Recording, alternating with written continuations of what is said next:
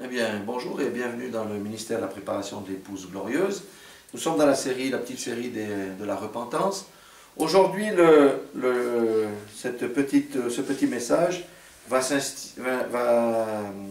s'intituler « La repentance libère et ôte le joug de l'ennemi. Amen ». Que le nom du Seigneur soit béni. Nous allons sans plus tarder nous rendre dans la parole de Dieu pour voir ce qu'elle dit. Et c'est dans le psaume 32, les versets 1 à 5. Amen. La parole déclare ceci. « Heureux celui à qui la transgression est remise et à qui le péché est pardonné. Heureux l'homme à qui l'Éternel n'impute pas l'iniquité. » Amen. Ces deux premiers versets nous montrent que il y a du bonheur pour celui à qui la transgression est remise et le péché est pardonné. Il y a du bonheur pour celui à qui l'Éternel n'impute pas l'iniquité. Tant que nos péchés ne sont pas remis, pas pardonnés, tant que nos transgressions ne sont pas remises, et tant que l'iniquité nous est imputée, alors ça veut dire qu'il y a du malheur.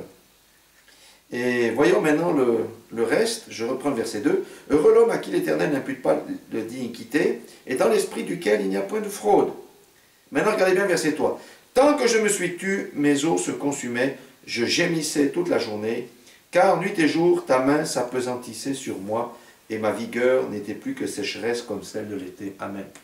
Ça, de toute évidence, c'était quelqu'un dont la transgression n'avait pas été remise, le péché pas pardonné, et dont l'iniquité était pleinement imputée. Donc ça veut dire qu'intérieurement, il pouvait aller à son travail et sourire, il pouvait être avec son épouse, ses enfants et sourire, mais intérieurement, il était consumé. Et il est dit que la main de l'Éternel s'appesantissait sur lui. Pourquoi le Seigneur le fait? Et comment la main de l'Éternel s'appesantit? C'est aussi au travers des épreuves. Pourquoi? Parce que lorsqu'on vit dans le péché, le diable a un droit légal de venir s'appesantir sur nous, il a un droit légal de venir nous maltraiter, et la personne en question ici, dont il est question ici, souffrait à l'intérieur. Donc le Seigneur permet cela, pourquoi? Parce qu'il veut qu'aucun d'entre nous périsse, mais que nous ayons tous la vie éternelle, et que nous revenions à lui si nous nous sommes éloignés de lui. Maintenant regardez la clé ici, la clé, ça c'est la clé. Nous avons vu qu'une personne là était vraiment dans la souffrance, mais la clé c'est le verset 5, il dit « Je t'ai fait connaître mon péché, et je n'ai pas caché mon iniquité. J'ai dit, j'avouerai mes transgressions à l'Éternel, et tu as effacé la peine de mon péché. Amen. » Lorsqu'on vit dans le péché, lorsqu'on a péché, il faut confesser le péché. Alors, il y a des choses, on peut simplement dire à Dieu, mais il y a des choses, on dit qu'on doit se confesser aussi les péchés les uns les autres, lorsqu'on est entre frères et sœurs, pour avoir une marche pure et sainte, pour nous aider. Ce qui compte, c'est de confesser son péché devant l'Éternel. C'est d'avouer l'iniquité. Trop de gens jouent cache-cache avec Dieu et justifient leur propre péché avec des raisonnements.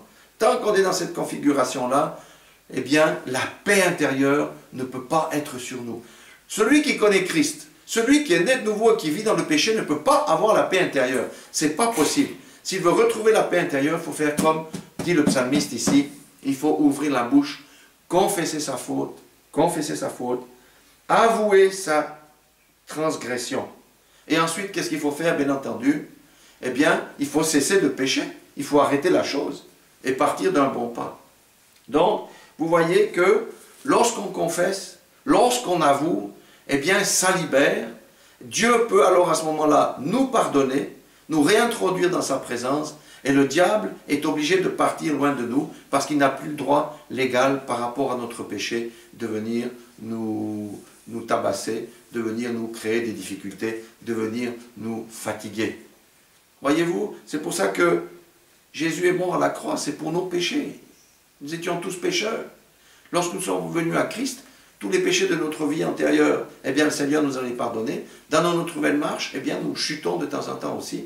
Eh bien, il faut confesser pour obtenir le pardon. Et si nous pratiquons un péché, la paix de Dieu va s'éloigner de nous, et à ce moment-là, nous aurons les tribulations de l'âme, et nous savons que nous avons un problème, nous devons nous mettre en ordre. Alors il faut faire comme le dit le psalmiste ici, confesser notre péché, avouer notre transgression, aller vers le Seigneur, et ensuite on marche à nouveau dans ses voies, ça veut dire en changeant radicalement de voie et en cessant de pratiquer le péché. Le nom de l'Éternel soit béni. Inclinons nos têtes, courtement nos têtes, je vais prier. Seigneur notre Dieu, nous te remercions parce que ta parole c'est la vérité, Seigneur. Et ta parole nous donne tout ce dont nous avons besoin de savoir. Nous avons toutes les clés dans ta parole pour savoir comment sortir des situations difficiles où nous-mêmes, nous nous sommes mis dedans, Seigneur, où nous subissons des tribulations de l'âme, où nous n'avons plus la paix intérieure, où la joie de notre salut s'est éloignée. Tu nous dis simplement aujourd'hui, dans ce psaume, écoutez, il n'y a pas de péché que je ne puisse pardonner. Ouvrez votre bouche, confessez votre péché, revenez à moi, avouez vos transgressions, et je vous laverai, et vous serez plus blanc que neige. Le sang de Jésus vous rend plus blanc que neige, vous serez pleinement pardonné. Mais ne soyez pas oublieux et cessez de pratiquer le péché. Seigneur notre Dieu, que ces choses-là puissent bien pénétrer en nous, Seigneur, qu'elles puissent nous aider, Seigneur, notre Dieu, dans notre marche quotidienne, Seigneur, et que, ô Père éternel, Dieu Tout-Puissant, que cette parole qui est sortie de ta bouche aujourd'hui, eh bien, Seigneur, puisse porter beaucoup de fruits parmi nous et tous ceux qui nous écoutent, et qu'elle vienne en aide à celui ou celle qui se trouve dans une mauvaise situation aujourd'hui. Que ton grand nom soit béni pour les siècles des siècles, dans ce précieux nom de Jésus-Christ. Amen.